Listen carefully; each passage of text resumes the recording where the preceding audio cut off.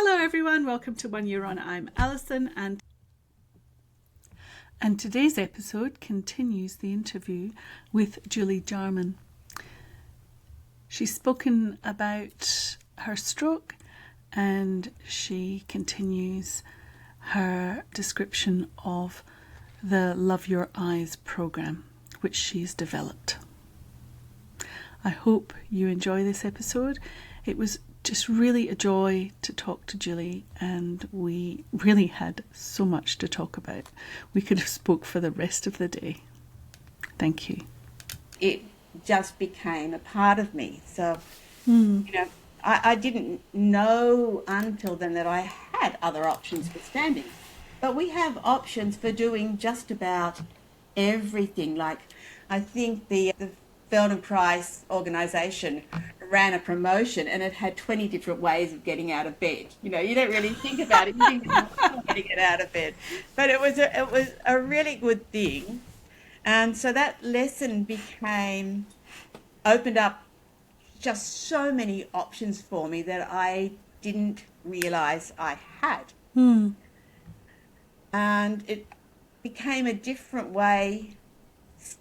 Was the start of a different way of working with my body and my central nervous system. So I kept doing Feldia lessons at home, and then eventually I trained as a FeldenKrazy practitioner, which has given me not only options for managing physical ailments, but also options for managing life. Yeah.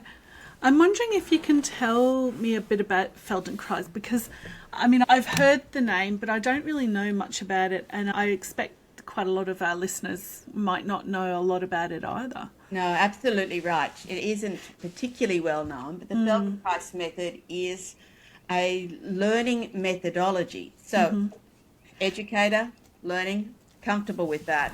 You learn how to manage and improve yourself and your body through it by using just slow, careful movements made, and this is the important part, with genuine attention and interest. Right. I think we're all used to doing things, getting simple things, like getting up off a chair or walking up steps without knowing how many steps you're walking up, or what you put first, or how you change your weight, all those sorts of things. And I'd grown up in the 70s. So, as I had. oh, no way. Well, really, I should say 60s. You're younger than me.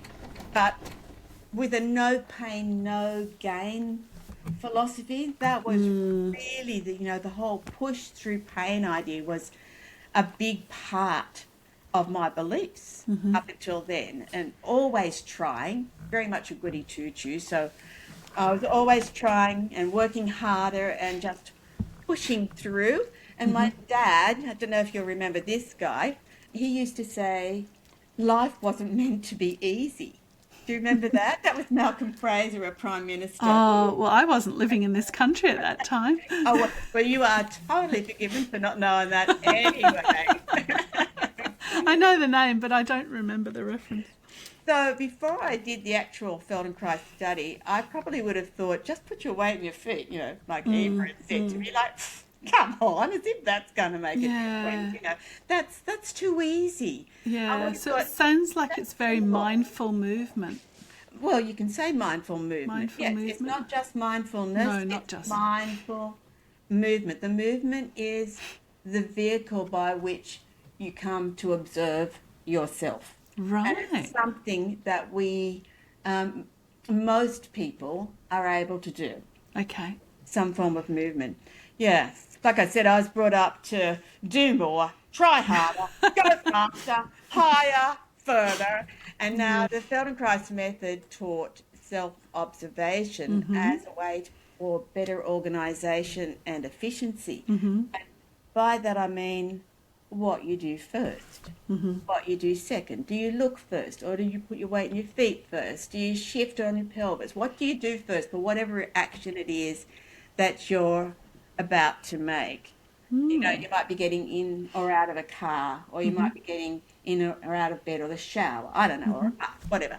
And it taught you how to notice how you do it and whether it feels good or not. Very, very basic things. Be mindful of, I prefer this to that. And taught the absolute goal of less strain and less pain. So, the pain is a real no-no. You're looking for greater ease and greater pleasure. You can work with discomfort, but you back off from pain. And it worked. So 10 years after my stroke, and I was a pretty good try-hard all along that time, I was excited to be still getting better. Wow. That's amazing. And it applies to everything. I've mentioned a few things, but I would just say whatever is important to you, every aspect of life. Wow. So can you go over the core principles of the My FeldenKrazy Ways? Because you then took the FeldenKrazy method and created your own practice. Absolutely right. The FeldenKrazy principles are quite extensive, and they're in a language from a slightly different era. So, I wanted to reduce them and make them, I think you would say, quite digestible. So I hope they are that. Anyway, so one of them is to do less than you can. Not your most, not your best effort. Do less than you can. Okay. Don't try your hardest, which straight away sounds like an oxymoron. And to avoid pain. But if everything is effort and strain, then you have no room for learning. It's like asking you to learn something during perhaps, childbirth. You're on overload. You can't. So your cup can't be overflowing. You have to have room for new information. And you don't want to hurt yourself, obviously, because you want to come back and enjoy doing this thing. And you want to be able to keep on working with yourself. So that's the first one, to do less than you can and to avoid pain. And the next one is to move slowly and gently with small, not bigger and, faster movements. So that way you can notice more. My Professor Susan Hillier, she's in a South Australian university, and my FeldenKrazy educator, an excellent educator, used to remind us not to live in the end of a moment, not just to get to the end, that the learning happens in the getting there and in the journey. So it all matters. So you slow down so you can really notice it. And then another one is to review habits. We've been talking about that, to say, we've all experienced being on autopilot, and that is absolutely fantastic. We use it so often, but FeldenKrazy also says, is it still helping? If yes, then, keep it. But if it's not still helping, is there something else that you can do, or a better way of doing it? Also, notice differences. So humans already have this capacity, and we start noticing right from day one, I think, when we've been learning different faces, the face of our mother, the face of our father, the face of a neighbour, for example. And then later on, we're learning the difference between a B and a D. And now we know that. It's like, oh, yes. And we keep refining this capacity through life.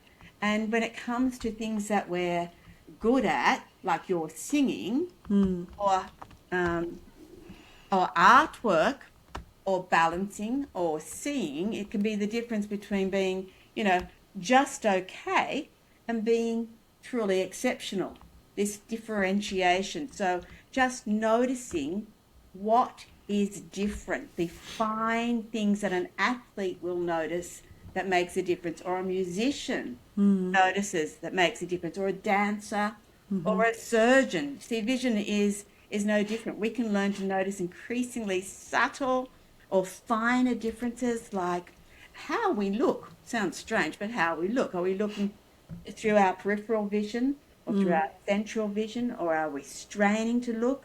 Whether we're blinking or not. Looking at screens, maybe not so much. And how we coordinate our eyes. And these little things can be the difference between being an elite performer and just having to live with something which is not the best that it can be. We can improve our vision ourselves we just need all of it. Makes for a kinder, gentler approach to recovery for people of all ages and abilities. It sounds fascinating, and certainly you're giving me lots to think about here. I'm glad to hear that, Alison. which is I'm just a pig in mud, you see. No, you are not. You told me you worked on your executive function. It's pretty good there. No, I'm a pig in mud to be thinking about all these things. So when you have taken the FeldenKrazy method, what was the first thing that it helped you notice about your own eyes? Well, remember I told you Eva, she told me that my eyes were hard.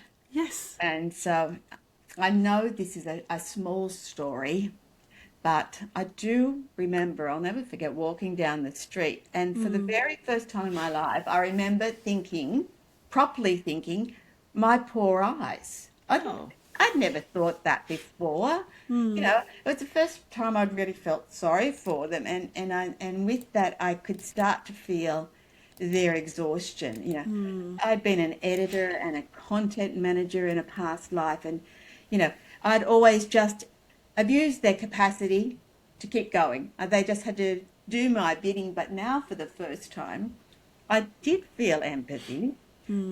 I felt sorry for them and how unappreciated my eyes had been, and I just knew then that I was addicted to trying hard. I had to admit that I was addicted to trying hard, to locking my neck and my shoulders, straining to see and doing things. So I think my first FeldenKrazy improvement was awareness that I frequently engaged in unhelpful habits.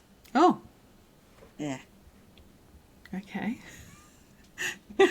It's a wake up. So did that help you because you noticed it? Then you can do something about it. That's exactly right. Yes. Because, like I said before, it sounds very easy, but do we really know what our eyes are doing? Do we really know what our eyes are doing when we're focusing on a screen or not? Or when we're about to get up and go to a door? How are we using our eyes? You really slow down, you can go, oh, I'm not blinking, or, oh, I wasn't looking in the direction that I was going to move. Oh, my eyes feel dry. You start to notice things. Yes. Wow. Thank you very much for listening. If you've enjoyed this episode, please like, share and subscribe and leave a comment. I'll be back next time for part 4 of Julie's interview, where we continue talking about the Love Your Eyes program. Thank you.